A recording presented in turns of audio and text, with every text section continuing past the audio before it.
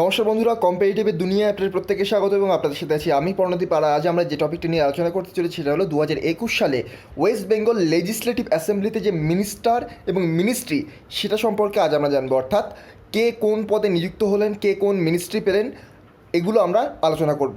তো যদি ওয়েস্ট বেঙ্গলের কোনো রকম পরীক্ষা হয়, আমি গ্যারান্টি দিচ্ছি না, যদি ওয়েস্ট বেঙ্গলের কোনো রকম পরীক্ষা হয় অথবা যে ডব্লিউপির এক্সামটা হয়, ওই যে এক্সামে কিন্তু এখান থেকে কোশ্চেন আসার চান্স খুব বেশি থেকে যায়। ডব্লিউপি কনস্টেবলের এক্সাম এখান থেকে কোশ্চেন আসবে, অথবা যদি ক্লারিক্যাল এক্সাম পশ্চিমবঙ্গে যদি হয় তাহলে কিন্তু এখান থেকে কোশ্চেন আপনারা দেখতে পেতেও পারেন।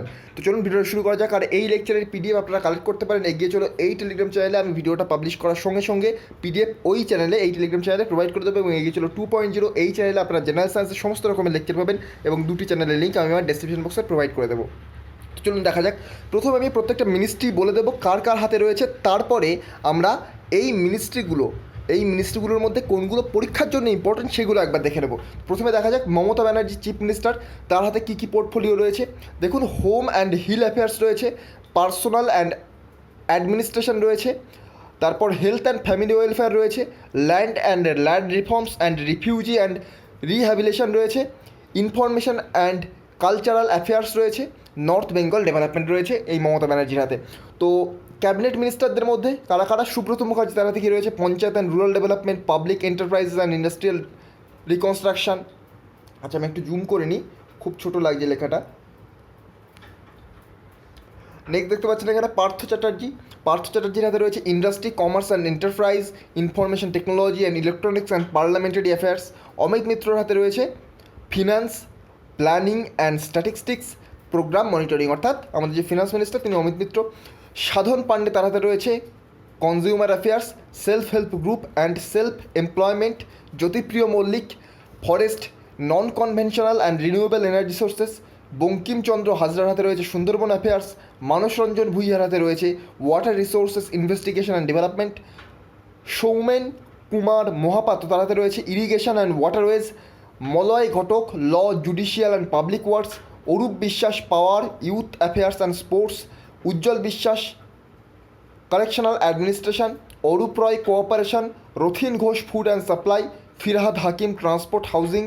তারপরে Chandranath Sinha, micro small and medium enterprises and textiles. Sohandev Chattopadhyay, তার হাতে রয়েছে এগ্রিকালচার। ব্রাত্য বসু, তার হাতে রয়েছে স্কুল এডুকেশন, হায়ার এডুকেশন। অর্থাৎ এডুকেশন মিনিস্টার বর্তমানে ব্রাত্য বসু, এর আগে পার্থ চ্যাটার্জি ছিলেন।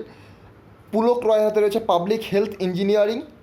ডক্টর শশী পাঁজা, তার হাতে রয়েছে ওমেন অ্যান্ড চাইল্ড ডেভেলপমেন্ট আর সোশ্যাল ওয়েলফেয়ার।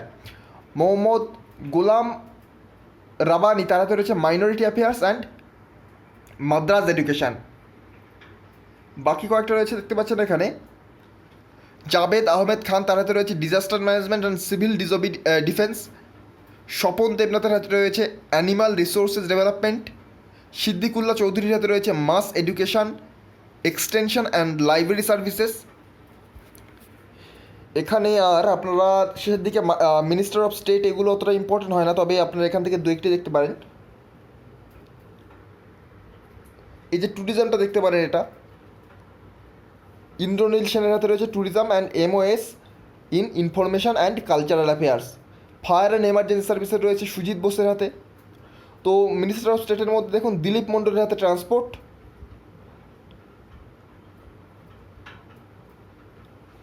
আকরুজামান, তার হাতে রয়েছে পাওয়ার। তারপরে ইউথ অ্যান্ড স্পোর্টস রয়েছে মনোজ তিওয়ারির ওপর। ফুড অ্যান্ড সাপ্লাইজ রয়েছে জ্যোৎস্না মান্ডির ওপর। পরেশচন্দ্র অধিকারীর হাতে রয়েছে স্কুল এডুকেশন। ফরেস্ট রয়েছে দেখুন বীরবাহ হাসদা, এরকম আরও কয়েকটি রয়েছে। পঞ্চায়েত অ্যান্ড রুরাল ডেভেলপমেন্ট রয়েছে দেখুন শিউলি সাহারাতে।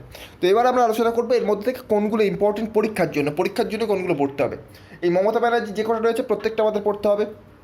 সুব্রত মুখার্জি, এই যে panchayat and rural development, public enterprises and industrial রিকনস্ট্রাকশনটাও পড়তে হবে।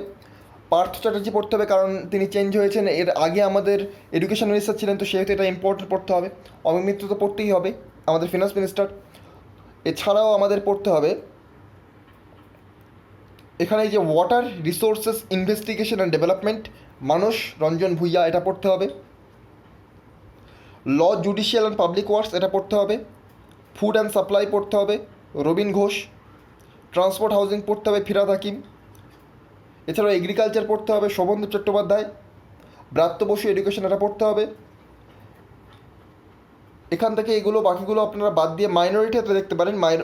এখানে তার আগে রয়েছে women and child development and social welfare, এটা রয়েছে শশী পাজা, এবং তারপরে মোহাম্মদ গুলাম রাবানি, তার হাতে রয়েছে মাইনরিটি অ্যাফেয়ার্স, এই দুটো পড়তে হবে। তারপরে নেক্সট পেজে আমরা দেখছি, নেক্সট পেজে এই লেবারটা পড়তে হবে, বেচারাম মান্নার লেবারটা পড়তে হবে, ইন্দ্রনীল সেন এটা বলে দিলাম। আর সুজিত বোস এটা লাগবে না, ইম্পর্টেন্ট নয়, পরীক্ষা আসে না সাধারণত, fire and emergency services related. তো মিনিস্ট্রি অফ স্টেটটা আপনি বাদ দিতে পারেন।